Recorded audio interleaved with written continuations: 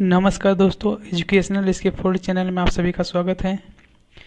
आज हम एक पेपर की कटिंग लेकर आए हैं कि जैसा आप देख सकते हैं कि इसके हेडलाइन में लिखा है कि बीएचयू में विज्ञान संकाय को नहीं मिल रहे हैं शोध छात्र, आखिर क्यों। आइए हम इसमें देखते हैं कि क्या लिखा गया है। पूरा पेपर इस कटिंग को पढ़ते हैं, फिर हमारे समझ में आएगा कि आखिर क्यों नहीं मिल रहे हैं बीएचयू में शोध छात्र।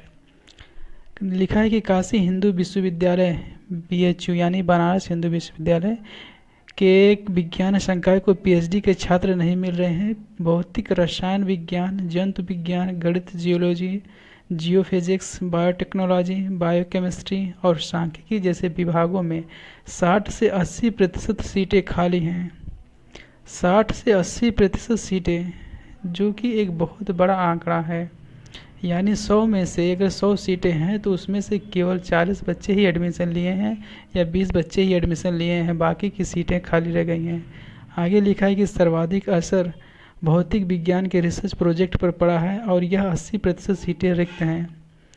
विभागाध्यक्ष ने विश्वविद्यालय प्रशासन को पत्र लिखा है। शिक्षकों की समिति ने कुलपति प्रोफेसर अजीत कुमार चतुर्वेदी को लिखे पत्र में स्थिति पर चिंता जताते हुए विशेष शोध प्रवेश परीक्षा RET कराने, रिसर्च एंट्रेंस एग्ज़ाम होता है, रिसर्च एंट्रेंस टेस्ट कराने की सिफारिश की है। उन्होंने कहा है कि यही स्थिति बनी रही तो शोध उत्पादकता पर नकारात्मक प्रभाव पड़ेगा और विश्वविद्यालय की रैंकिंग गिर सकती है। राष्ट्रीय संस्थागत रैंकिंग फ्रेमवर्क और अन्य राष्ट्रीय व अंतर्राष्ट्रीय रैंकिंग पर विश्वविद्यालय को नुकसान झेलना पड़ सकता है। भौतिक विभाग का उदाहरण देते हुए समिति ने कहा कि प्रत्येक शैक्षणिक सत्र में औसतन 40 से 50 पीएचडी छात्रों का प्रवेश होता रहा है।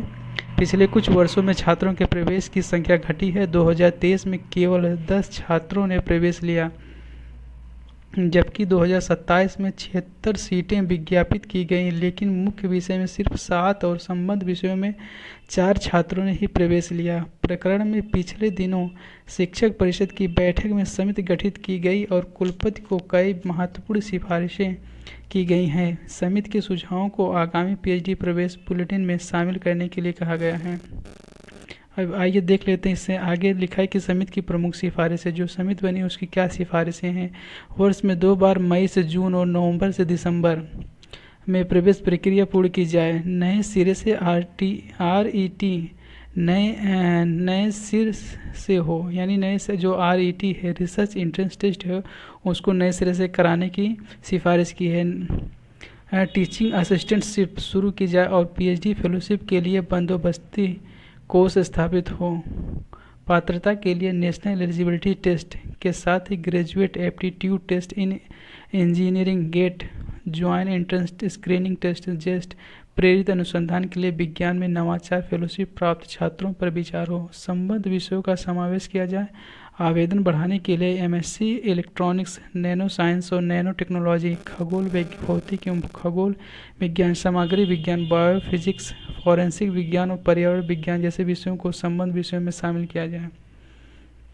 तो आप देख सकते हैं कि BHU जैसे बड़े संस्थान में शोध छात्र नहीं मिले हैं। इसका कारण क्या हो सकता है, आप सोचिए।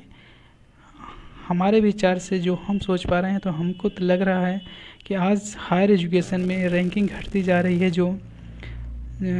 जो बच्चों का जो इंटरेस्ट है कि हायर एजुकेशन लेने के, वो तत्काल नौकरी चाह रहे हैं, सरकारी नौकरी में जाना चाहते हैं तत्काल, तो इसलिए वो हायर एजुकेशन में जाने से चाहे वो ग्रेजुएशन तक ही सीमित रह जा रहे हैं।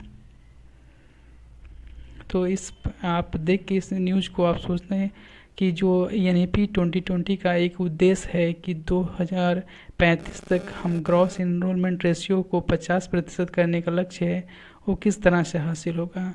जब हायर एजुकेशन के प्रति लोगों का इंटरेस्ट बढ़ेगा तभी ये पूरा हो पाएगा। तो इस पर आप विचार कीजिए। इस प्रकार के न्यूज़ देखने के लिए, इस प्रकार के न्यूज़ को देखने के लिए, प्राप्त करने के लिए आप इस चैनल को सब्सक्राइब कर सकते हैं। धन्यवाद।